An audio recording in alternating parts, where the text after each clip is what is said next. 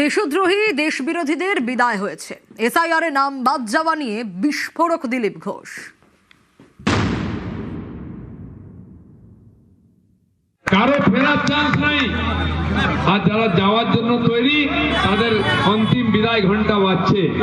দিনকে দিন টাইট হচ্ছে। যত জল ছিল নিংড়ে দিয়েছে নির্বাচন কমিশন। 90 লাখ গেছে, আরো 10, 12, 15 লাখ যাবে।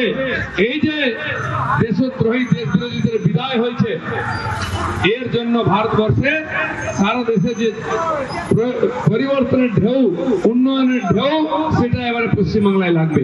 দিলীপ ঘোষ বাংলার মানুষের কাছে ক্ষমা চাওয়া উচিত। এসআইআর এ যাদের নাম এখনো পর্যন্ত বাদ আছে, তারা অধিকাংশই কার্যত সকলেই বৈধ ভোটার। নানা রকম অদ্ভুত কারণ তৈরি করে নানা চক্রান্তে তাদের নাম আপাতত বাদ রাখা হয়েছে। আপনি তাদের দেশদ্রোহী বলছেন? দেশদ্রোহী তো আপনার দল বিজেপি। এত নাম বাদ দিয়েছে ইলেকশন কমিশন বিজেপির নির্দেশে। তারা দেশদ্রোহী। পশ্চিমবঙ্গে প্রায় 91 লক্ষ নাম বাদ। 60,06,675 বিচারাধীনের মধ্যে বৈধ ভোটার 32,68,119। নাম বাদ 27,16,393, অর্থাৎ প্রায় 45.22% নাম বাদ গেছে। খসড়া তালিকা, প্রথম ভোটার তালিকা এবং বিচারাধীনদের নিষ্পত্তির পরে সব মিলিয়ে বাদ পড়েছে 90,83,345, অর্থাৎ প্রায় 91 লক্ষ নাম বাদ। বৃহস্পতিবার খড়গপুর শহরে তালবাগিচায় প্রচারে যান, সেখানেই বিস্ফোরক দিলীপ ঘোষ।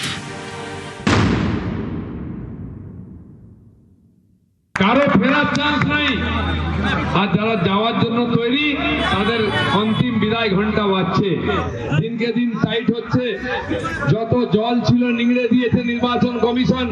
90 লাখ গেছে, আরো 10, 12, 15 লাখ যাবে।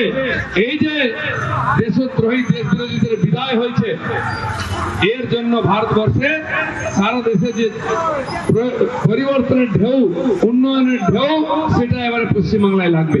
একবার বলে যে আমাদের কোনো হিন্দুর নাম বাদ যাবে না, আবার সেখানে দেখা যাচ্ছে 60% হিন্দুদের নাম বাদ গেছে।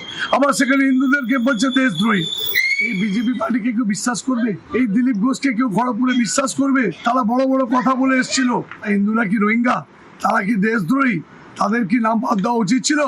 আর আপনারা নিজেদের বড় বড় কথা বলেন হিন্দু পার্টি হিসাবে, আর আপনারা হিন্দুদেরই নাম বাদ দিচ্ছেন। দরকার ওনাকে গ্রেপ্তার করতে হবে।